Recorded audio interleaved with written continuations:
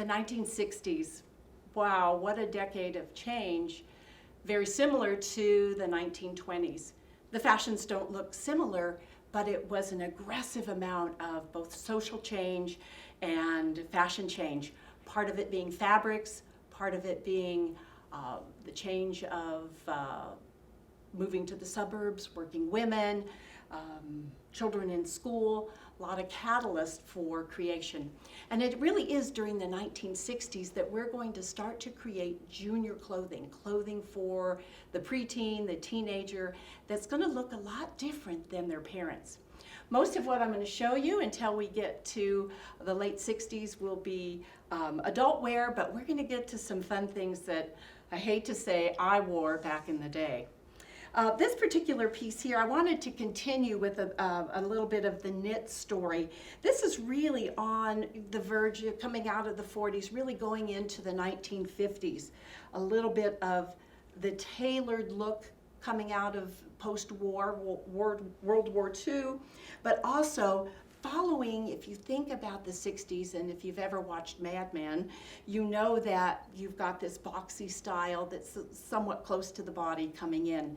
And this would have been very typical of something that would be worn for every day, whether it was a working woman or mom taking her kids to school. You got dressed and you took your kids to school, not like I did, rolling out and putting on a jog suit and driving them.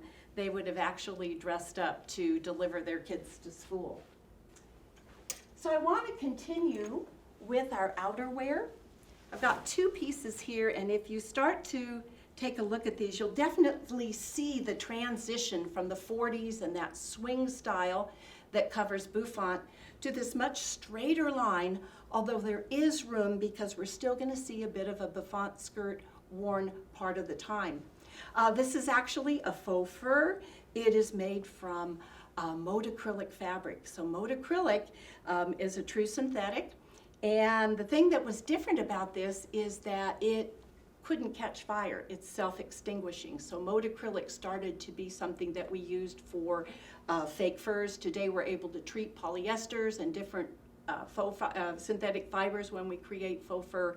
But back in the day, if this were created from an acetate or from cotton, we would ignite. So this was a really safe coat to be wearing.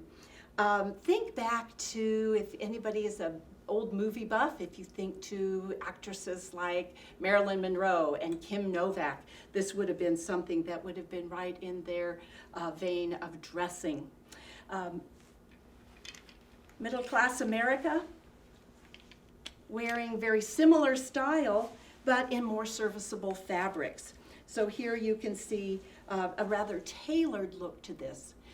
Men, I don't mean to leave you out, I just don't have a lot saved. And when you look at menswear, you would see a regular top coat, very much that stayed in style for almost 100 years for men in areas where they would be wearing outerwear, something we don't know too much about in Arizona. Before I go to ready to wear, I want to jump from outerwear to sleepwear. This is one of my most favorite pieces, maybe because they were portrayed in a lot of movies from the 1960s. This was a peignoir set, and I think the 1960s, they were starting to get things like dishwashers. They actually had early dishwashers, and of course washing machines and dryers, all the modern conveniences. So the woman of the house may have had some leisure time. Definitely this would have been a peignoir set that would have been worn by someone that had a lot of leisure time. And they would relax in this, maybe on a Saturday morning or an evening. And the nightgown is underneath. You can see just a plain long nightgown portrayed in a lot of our old movies. And then the actual peignoir, the robe that comes over. This particular brand called Lillian, it was so famous. Ava Gabor, a lot of those starlets from the 60s, they were known for giving interviews in their peignoir set. And Lillian had a summer version and a winter version. The summer version had these little palms, and they were created out of the fabric itself, and they were gathered very tightly, so they literally give a little puffball look to it. And in the winter, it might be made out of mink or marabou feathers, but it would definitely have a seasonal feel to it. Women at that time, if you were upper middle class, you might have 5 or 6 of these that you own in your wardrobe. So this is a really special piece. You can see very flowy for the woman of the house, the woman of leisure.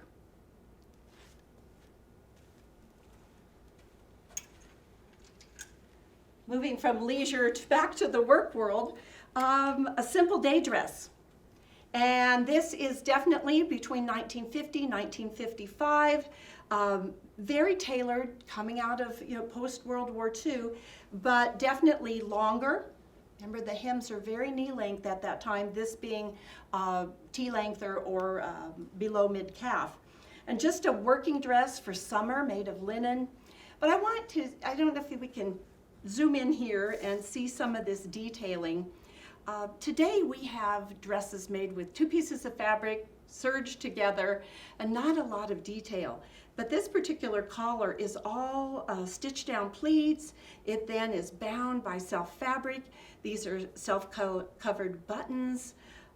This detailing is also seen on the sleeve. There was a lot of work that went into creating this dress, whether it was the woman that would sew or it was a purchase dress. A lot of work went into these because detail was important. We haven't got to that athleisure time that we're in today in the new millennium. These were very structured, and if you're used to it, you don't know that it might be not as comfy as a jog suit or a pair of leggings. I wanted to show this blouse from the 1950s because it's really important as we get into modern days.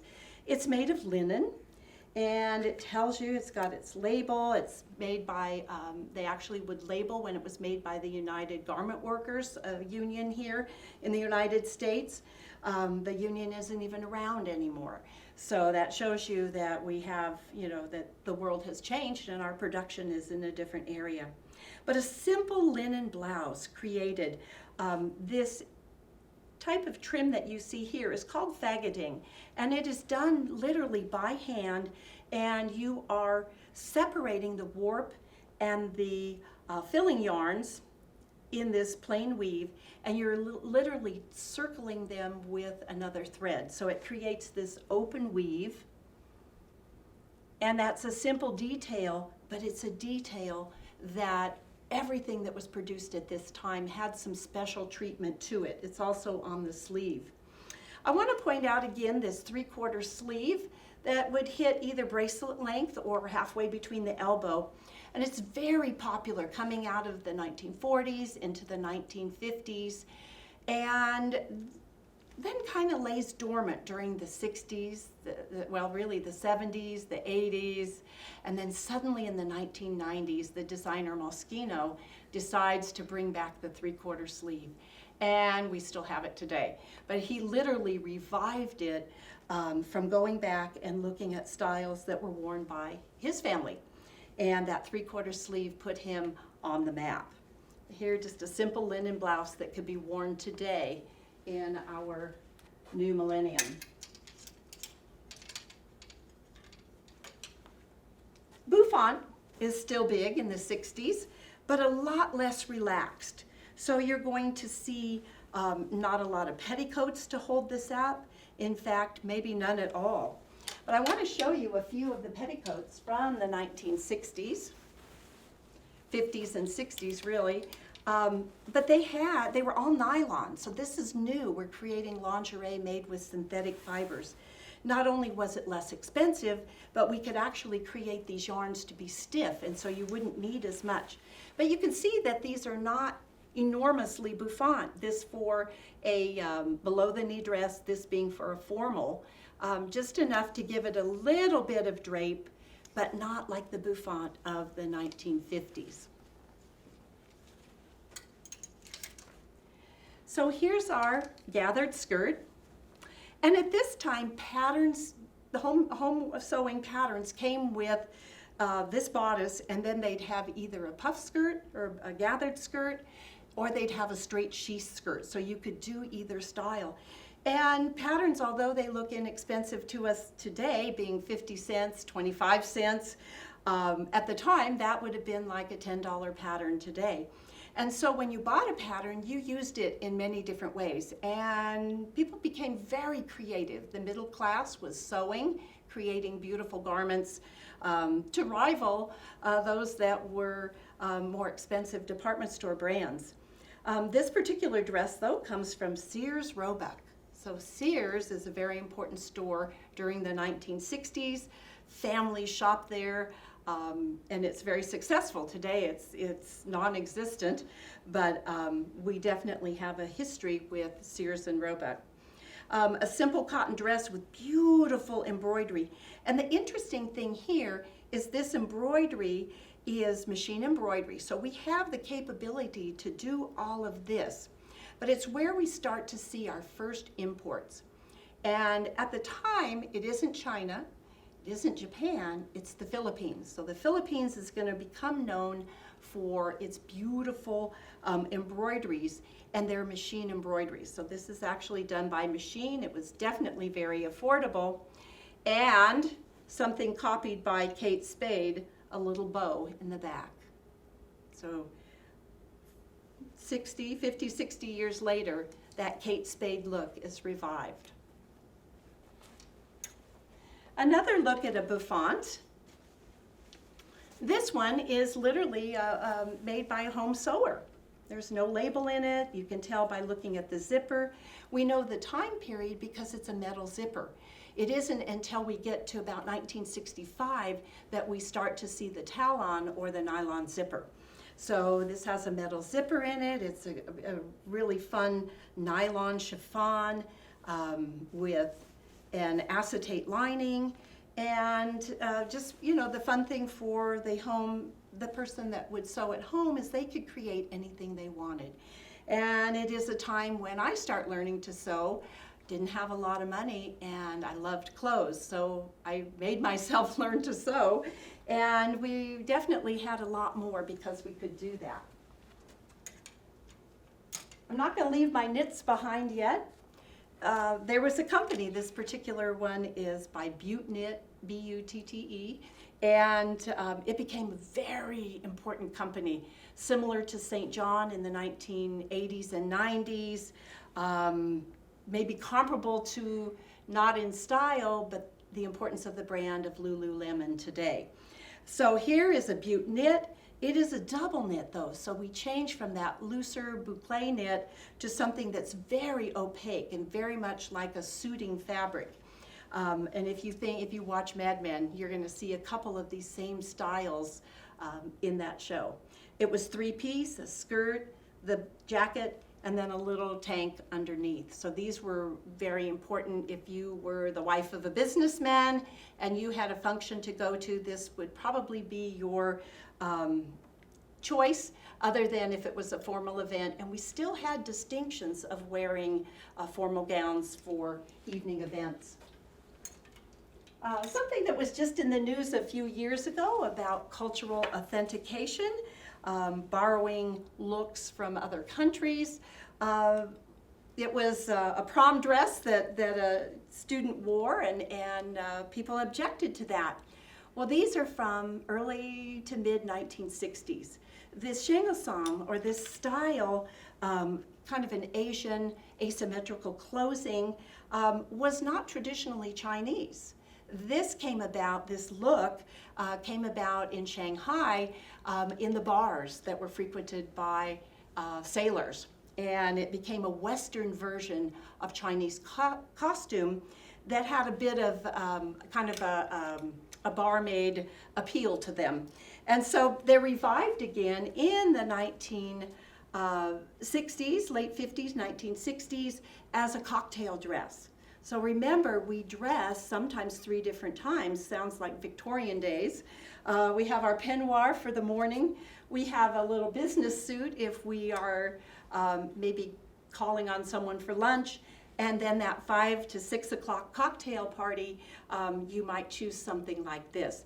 Very popular, and again, for cultural authentication, we could look at, or appropriation I should say, we look at this asymmetrical clothing, which really, when we take a look at this, we date back to really coming from the Mongolian tribes on the steppe, when it's very windy and cold, and when the wind would hit, if you had a closed front here down the center, the wind could easily get inside.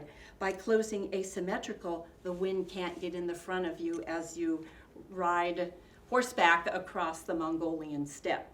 So lots of fun to learning the history of fashion, because it not only is about clothing that was worn, but about the history of us people itself. Just a couple pieces from the 1960s. Whoops, right here. Two dresses. When we're in the classroom, I love to ask, what year do you think this dress was from? I put them side by side. A little cocktail dress, again, very important part of social interaction for middle class and above people, and working middle class. This particular dress is from 1962. This dress is from the year 2000. Not much difference. Both could be worn, but kind of shows that little black dress that Chanel gives us early on in the 1930s is something that we're still looking at being worn today. So with my little duo here, old and new, I will get ready to move us into the 1970s.